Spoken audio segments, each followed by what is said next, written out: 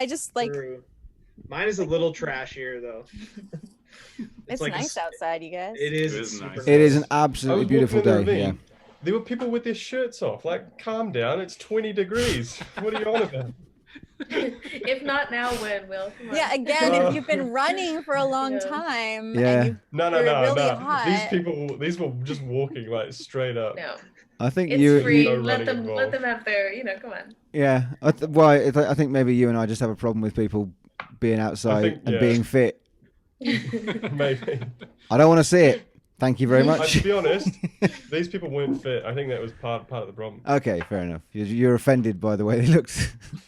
Yeah. Well, Will's for body shame. shaming. Yeah, Will's exactly. Body shaming All right. is actually what's happening. We're gonna have to give him a lecture stuff after in this. before we hit record. You know? In this of all times. It's already recorded. I think Yeah. we're recording. We are It's we on are the record, recording. Will. That's going straight in. That's going to be how we kind of like open the episode. Do I have to do this shirtless as like compensation? I think I think we're saying no thank you. I think I'd rather you didn't. Yeah. No, Speaking you of guys body are shaming. But also I'm not gonna body shame you either. So if you want to do that, then be free. Thanks. Anyway, hello everyone. This is I think episode 6 of the Time Enough Vodcast. I actually have no idea. It could be 5. How It could the be time 6. flies. It could be 7. I've no idea. So joining me today, we have the largest group of people in the top left-hand corner. There is Talicia. Hello, Talicia. Hi. Hi. That's me talking to you. I'm in the middle there at the top. Beside me there, that's Kalan. Hi, Kalan. Howdy. Just beneath Kalan is Heather. Hello. Hello. Just underneath me right there is Nick. Hey. Beside Nick, that's Will. Hey, how's it going? And at the bottom in the beautiful shirt there is Lucy. Hello. Hello. I hope it looks totally different for me, but I am going to trust that you're right in your descriptions. I hope so, because this is the version that I'm recording. This is the screen that I'm recording. So if it somehow changes, then that's gonna not make any sense. Or you can just be different people for today. It's fine. I like that. Nobody really knows who you are. Ouch. No, I mean, I don't mean that. I know who all of you are. My mom knows who I am. Yes, So exactly. when she watches this.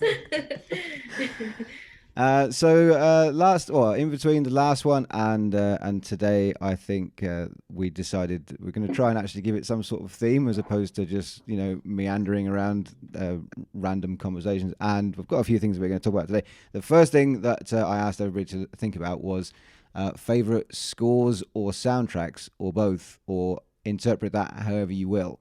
Now I know that Nick, you've gone and compiled a top 10. Something like that. Is that right? I did say that, and I did write a bunch of stuff down. Okay.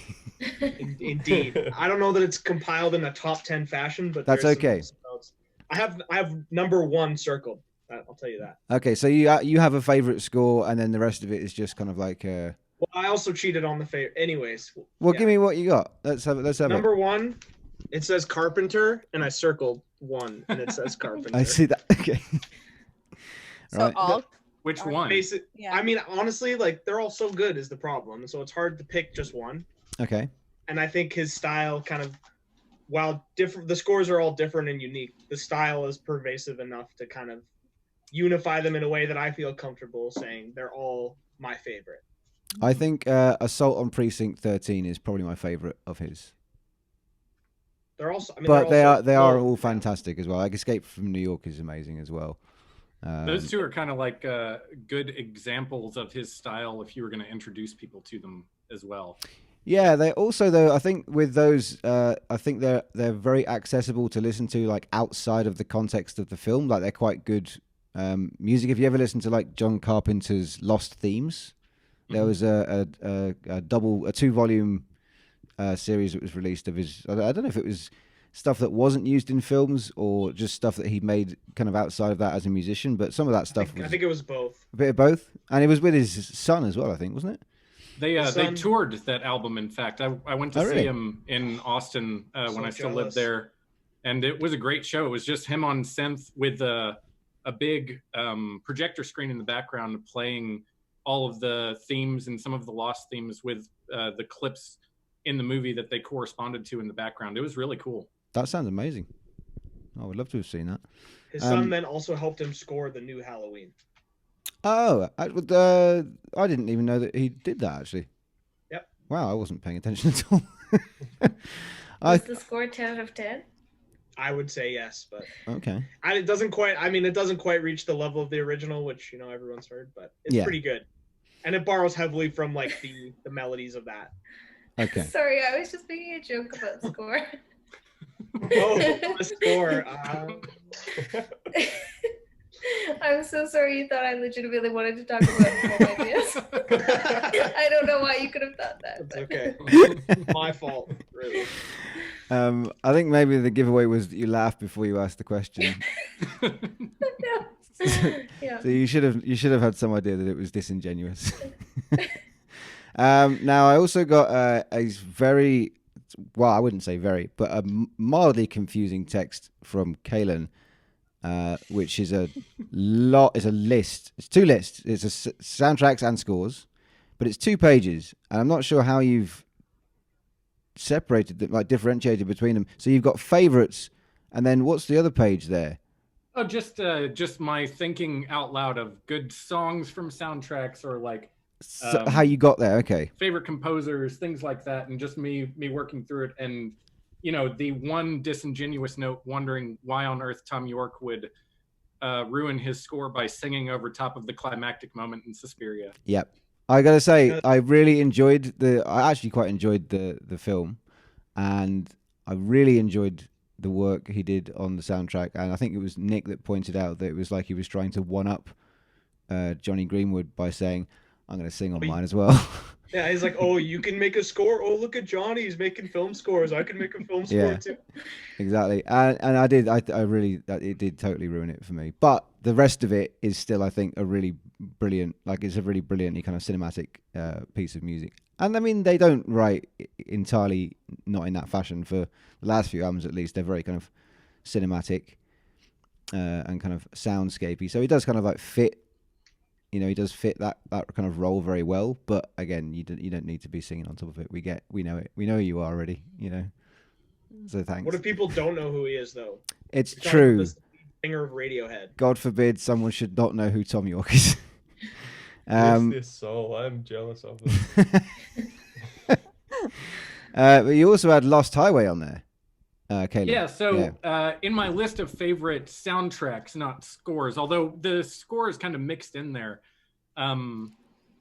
Lost Highway is probably my favorite. It's got the best collection of like industrial music from that era, and the intro where you have clips of the movie that lead into Nine Inch Nails' The Perfect Drug is like the best introduction into a soundtrack, in my personal opinion, that you can get. But you've also got Smashing Pumpkins on there. You've got Marilyn Manson on there, and interspersed all with Angelo Badalamenti. Is that how you pronounce it? Badalamenti. Badalamenti? Yeah. Badalamenti's like jazzy soundtrack in between. It's a great soundtrack just to listen to as an album, whether or not you've seen Lost Highway. There was I'm going to get his name wrong now. I want to say Barry Adamson, I think is his name, but he was one of the actors in Fabric, and he did a lot of the score work with Badalamenti and Lynch on Lost Highway as well. It was interesting seeing him kind of like years later in person. You kind of like putting a face to the noises. What else did you have here? You've got a great underrated score for Phantom Thread. Oh yeah, Is that underrated? Yeah, I don't know if that's underrated. I don't think it's as highly regarded as it should be. I think it's I have it written down here. Nice. I think it will be remembered more fondly in future. It's not like people don't like it, but I think it might be one of the best soundtracks of the last 20 years. I like the different versions of the main theme, the reprises with different instrumentation throughout the movie. For the film, sorry. As it progresses and like the mood of the tone changes, the instrumentation changes as well, and kind of it has a full orchestral swelling moment and then a very minimalist just kind of string moment. So I quite like that score, but I also don't think it's Greenwood's best. No, what do you think is his best? I think The Master is his best score. That's fair. That I also I think I like the film more, so it might work better in that way for me. I can't remember. So I don't know what the kind of like the catch was, but in There'll Be Blood, he wasn't nominated for an Oscar because some pieces of music had been used in other things as well. Yeah, it wasn't considered original. Yeah, which I want to know what those pieces are. But the collection of songs, if that's the case, for There'll Be Blood is my favorite of his so far. That track, Open Spaces, is just the most incredible way to open a film. It's just, oh God, super eerie and amazing. Heather. Yeah. It's Hit so me. funny. Like when you brought this up, I had like these great ambitions of like compiling multiple lists. And I was kind of the one that was like, okay, are we talking scores? Are we talking soundtracks? Because I do think like they're very different things. Mm-hmm. I mean, obviously there are combinations of the two, but I think when you think about like a score that has introduced you to a lot of songs that maybe you didn't know, like a soundtrack, then I think that that's an interesting list. And then like scores that are original scores that kind of stick in your head.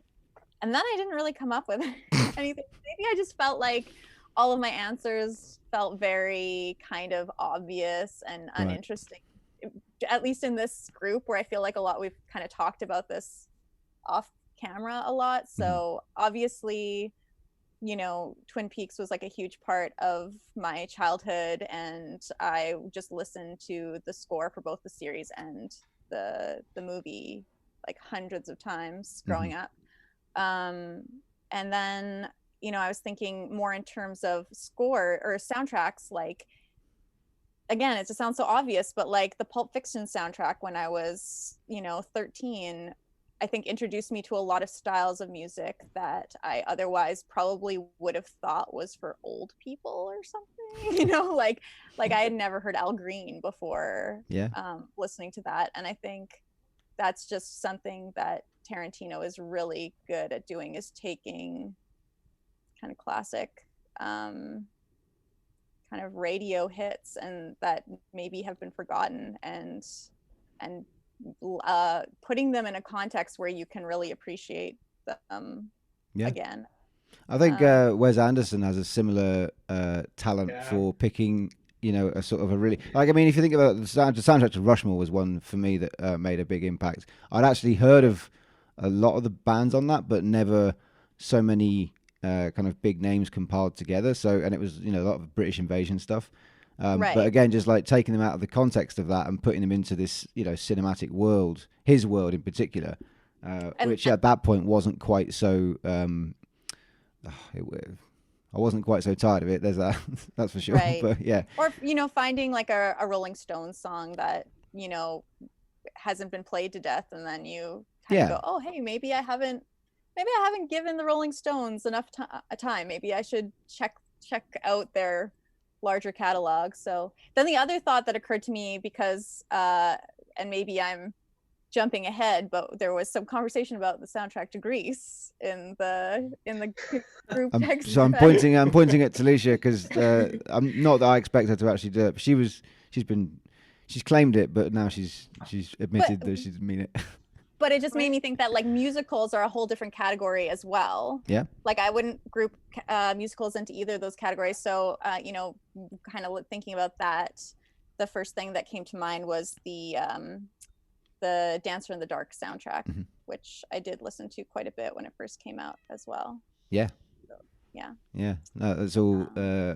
Dancer in the Dark is. I think when we did a round on musicals, and I think that was a month that Nick and Tim hosted, so I wasn't there for that. But the first one on the list that I wanted to pick was from Dancer in the Dark, because it's all Bjork, and I love Bjork. I think we vetoed it. And it was vetoed. Yes, it was. But I'd get it right. I know. I mean, it's got to be for everyone, right? But I don't know. I think I forget what you did now. But anyway, on the subject of Grease. The reason we were talking about it is because every time I seem to be playing music in a public place and Talicia is in the vicinity, she will try and get me to play songs from Greece. Probably because of how badly. I that exactly once. No, that's incorrect. You've said that, but to be honest, I feel like I have like at least 3 distinct memories. Yeah, I do have 3. I can remember at Empress, maybe at the staff party. Yep. That's 2. But those are like the only 2 I can remember, and I was drunk at both of those. So It doesn't count. So I mean, it doesn't count. It didn't happen. No, I just It did mean not like happen. well, it's just really weird because I don't actually like Grease that much, Okay. but I don't know, like some of the songs are just really catchy. And I'm like, yeah, that's what drunk me really wants to listen to right now. That's absolutely fair. It's never what drunk me wants to listen to, or sober me, And yet you've played it at Empress of all places. because you asked me to. Friends. Yeah. That would be a first, Owen. Other than that, you usually ignore our requests. Most of the time I do, because most of the time they're from Lucy and it's Pitbull, and I'm sorry, but I'm just not going to do that. If I'm drunk, apparently it doesn't count, so I've never requested Pitbull. Oh, it doesn't count. And especially not that one New Year's with every DJ. What was that? Didn't count. The house party, every single DJ that played didn't play Pitbull. I've just blanked that. I don't remember it. Was I there? Oh. You were You one were of the DJing. DJs. I was DJing. And you were very drunk. I was drunk. Didn't happen. Yeah. Um, Great. Glad we're in agreement on that. okay, fair enough. Lucy, I'm gonna go to you now. Is there anything that's I know that we've spoken a little bit about your film tastes, and like what specifically it is that you like to, kind of you gravitate towards, especially now that you're kind of you have a little bit more time to watch things, and so where does your mind go to when you think of film music? Well, actually, if I had more time, what I wanted to do was write out a list that was just Bridget Jones' Diary 1, 2, and 3. But ultimately, I was working. It was a real shame. We missed out on that. Yeah, you did mention that this morning. I really meant to follow through. Anyways, yeah, goddamn. I was actually thinking about. I was thinking specifically about I like it's hard for me to pick from such a big idea, but I was thinking specifically about movies where they have a soundtrack that's just like done by one particular group or one particular band. Mm-hmm. And so I was thinking about how strong, like I love the soundtrack to The Graduate. And it's like I like Simon and Garfunkel, but just like specifically the way that they do it in the film really works well, and it makes like a continuous thread throughout the movie that I really like. So even if you didn't love the songs outside of it, I feel like they really work. And then I was also thinking of Cat Stevens in Harold and Maude. It's a slam dunk, and it just keeps you right in it the whole time. Yeah, I think we did. I forgot to kind of specify, but it's not just scores and soundtracks, but certain musical moments in film that can be the only thing you remember from it as well. Like Zabriskie Point, I really like because I remember one scene from it above everything else. I don't think the film's particularly good, but there's one moment where I think it's Jerry Garcia and some of Pink Floyd, or maybe it's just Jerry Garcia playing a kind of just a guitar over the visuals of couples making love on acid in the desert, and it's an amazing image. And then Pink Floyd at the end with the exploding fridges and microwaves and toasters and things like that, which is a motif that's been borrowed for tons of commercials since then, but particularly for insurance companies. But it's like sometimes that's the, like you say, Harold and Maude, like there's some moments that are kind of like override the film, the rest of the soundtrack and all of it, but that's what you remember. So that's pretty key as well, getting that right. Simon and Garfunkel is a great example, because I don't really listen to Simon and Garfunkel outside of that, but in the film they work really, really well. It just fits. Sorry, Heather, you were going to say something? Just the Harold and Maude soundtrack. Yeah. We did it on trivia. We did, and that was your pick. We can even break news right now. Speaking of groups, did you hear that Daft Punk is going to be scoring the new Dario Argento movie? Yes. I did hear that. Yeah. And their score for Tron Legacy is pretty incredible. Yeah, it's amazing. It's so good. Yeah. Speaking Sorry, Talicia, go ahead. I was just gonna say, speaking of Argento, is like the Suspiria soundtrack. Yeah, no, we started off that. I know you were quite a fan. But the original Suspiria. Oh, sorry, yes. Yeah. Soundtrack. I did the same thing earlier. Yeah, you mean Goblin? Yeah, I'm talking about the original one, like an actual soundtrack score, whatever that I really like is that one. Yeah. Mhm. Like I actually awesome. do listen to it. Yeah, Frequently on Spotify. You can't really go wrong with a Goblin score. They've done so many fantastic, they like Tenebrae and things like that as well, which are just amazing. You just reminded me of something, and I completely forgotten what it was. Daft Punk. Daft Punk, that's what it was. One half of, I think it was Thomas Bangalter from Daft Punk at least, but he was one half of. I think he was one half of the people that scored Irreversible as well. And the whole kind of opening sequence, not a film I'm going to recommend anyone go and watch, but the sort of the camera spinning around, they kind of like produced this music that was supposed to be I think like the brown note or something like that, that's designed to make you feel sick, along with the camera spinning. Like it's just a thoroughly unpleasant experience, but I really appreciate the sort of the commitment to the art of it. It's kind of amazing as well. Will. Yeah, I reckon probably one of my favorite musical film things is Philip Glass's score for Koyaanisqatsi. Oh my goodness. Yep. Dude. Yeah. I have that written down. Oh no. Well, I have Koyaanisqatsi or Mishima. Yeah, Mishima. Yeah. That's an amazing score. I feel like I listen to Koyaanisqatsi like so much. Like it's like Me too. if you're studying, just whack that on and you're good to go. Really? Yeah. I find it is, but as soon as the guy starts saying, Koyaanisqatsi, so good. It takes me out of it a little bit, and I. Will, what about Rhythm of the Night? Yeah, well, Yeah. I mean, I got that written down. If you know me, you know Claire Denis, Beau Travail, one of the greatest soundtracks of all time. But obviously also all the like Tindersticks original soundtracks for all her other films. Yeah. Something else I wrote down. Yes.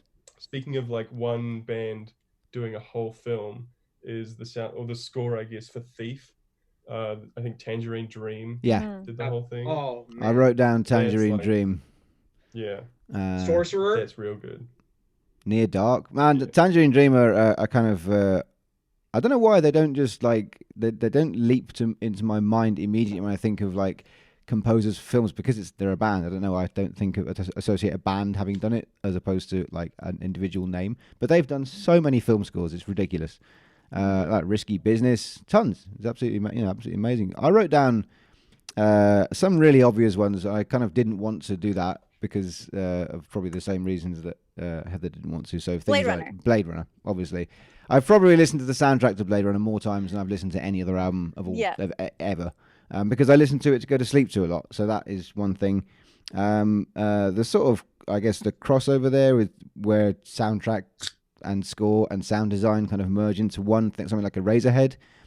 So David Lynch and Alan Splett kind of, creating this soundtrack based on, kind of like some of the diegetic sound from within the film, things like that.